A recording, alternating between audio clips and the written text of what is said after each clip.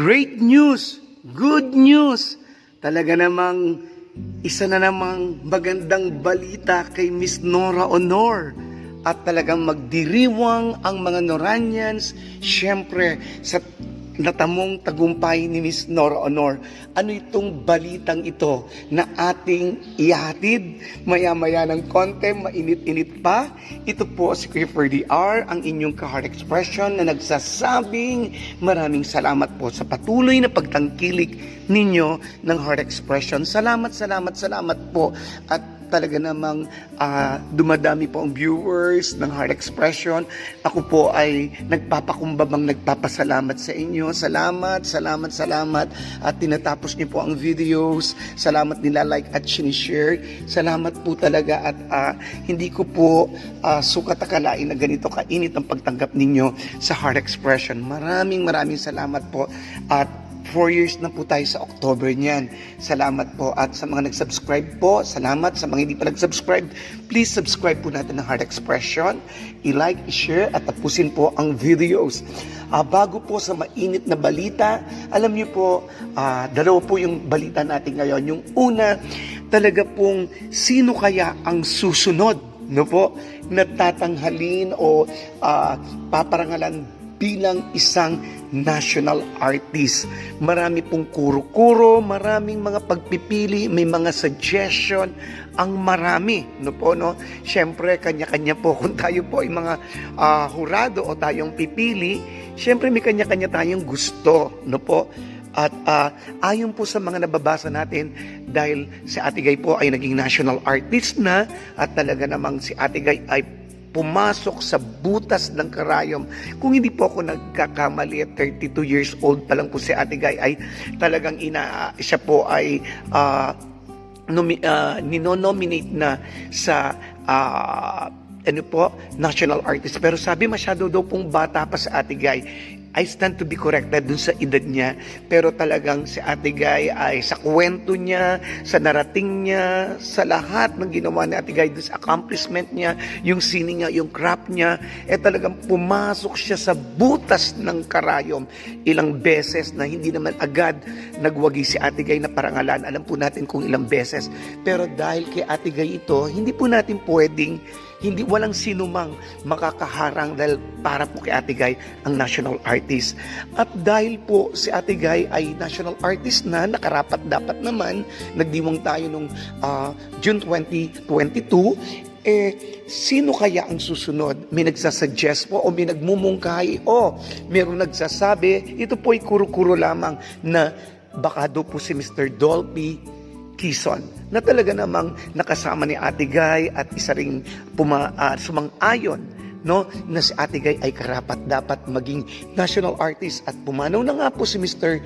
Dolphy at sila'y nagsama sa maraming pelikula ni Ate Guy. Isa dyan ay ang Jack and Jill, nandiyan pa po yung May Bugoy goes to Congress, at saka kung di ako nagkakamali, meron pang isang ginawa si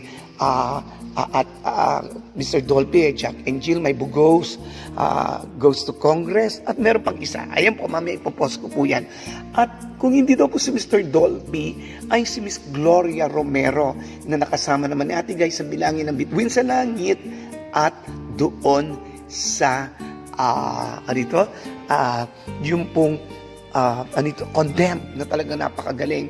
Dahil po naman mag-reyna ng pelikulang Pilipino, si Miss Gloria Romero ng kanyang panahon. At meron pong nagsasabi rin po na karapat-dapat din po si Mr. Eddie Garcia. Wow! Totoo naman po kung tayo lang talagang mahihirapan tayong mamili. Pero ayon po sa mga kung susuriin, ito po yung mga naririnig ko lamang at ako po'y sumasang-ayon. Kumbaga daw po talagang parang matatagalan na masundan si Miss Nora Honor bilang national artist dahil magagaling nga yung mga binanggit kong pangalan, pero hindi daw po katulad nung talagang si Ate Guy, talagang nag-iisa lang siya na merong ganong kwento, may ganong narating at merong ganong accomplishment. No po, hindi po tayo hindi po ako hurado, hindi po ako isa sa mga national artists para pumili, pero nung nag-isip-isip, oo nga, no, talagang si Ate Guy kakaiba. Yan po yung aking nasabi sa aking sarili. Pero, eto po, kung sino man po ang tatanghalin, basta po tayo, masaya tayo dahil si Miss Nora Honor ang karapat-dapat at siya po ay karapat-dapat maging national artist. And of course, talagang mahirap. Pero masaya tayo dahil si Ate Guy, national artist at karapat-dapat, walang tanong, walang question talaga yan sapagkat sa Ate Guy ay karapat-dapat. At isa pong good news na nabasa ko po ngayon sa kanilang fan page, ang BC Entertainment Production. Alam niyo po, sabi po, we would like to share this good news finally. Congratulations to us, to everyone who've been part of this journey to produce this dream film of BC Entertainment Production. Yes, ang mananambal po na dinirect ni Mr. Direct Adolfo Alex Jr. ay napili para maging entry sa Jinseo Arigato International Film Festival to be held on Nagoya, Japan on May 25 to 26, 2024. Of course, syempre po si Ate Guy, ang kanyang pelikulang Mananambal ay kasali po sa International Film Festival na nabanggit ko. Ayan po, nakapost po yan.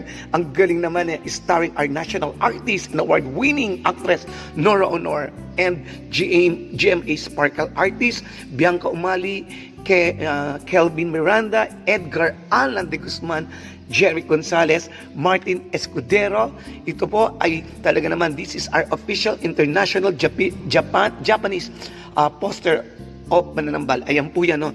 Ayan, napaka-saya po natin. Nagdiriwang ang mga Noranians, nagdiriwang po tayo. Ito po yung press na press. Ayan, ang Mananambal, entry po siya sa Jinseo Arigato International Film Festival to be held on Nagoya, Japan on May 25, 26, 2024. Ayan, congratulations. At sabi ko nga talaga, si Ate Guy, the more na siya ay ina-appear, the more na siya ay kinakawawa, inaalipusta, alam niyo po, si Ate Guy, lalong mababa at lalong pinagpapala ng Diyos. Talagang ako po ay excited na ibalita ito. Salamat sa Diyos na patuloy na binibless Ate Guy, at isa na namang karangalan ito sa ating bansa. Ipag-pray natin ang tagumpay ng Mananambal, and of course, sabi ko nga talaga nung nakaraan, yung Pieta, yung Mananambal talagang ibang-iba. At alam ko po, ganyan din po ang sinasabi nyo. Ate Guy, mabuhay ka. We are proud of you. To God be the glory. At bigyan ka pa ng galing. At congratulations kay Direk, no, Adolf, at sa lahat ng bumubuo ng Pieta, ng Mananambal, at lalo na kay Miss Nora Honor, maraming salamat. At alam ko rin po ang GMA7 ay nagre-rejoice sa ganitong pagkakataon. Muli, ito po si Keferdy R na nagsasabing maraming salamat sa lahat ng mga Noranians. Mabuhay tayong lahat. To God be the glory. God bless us all. Thank you.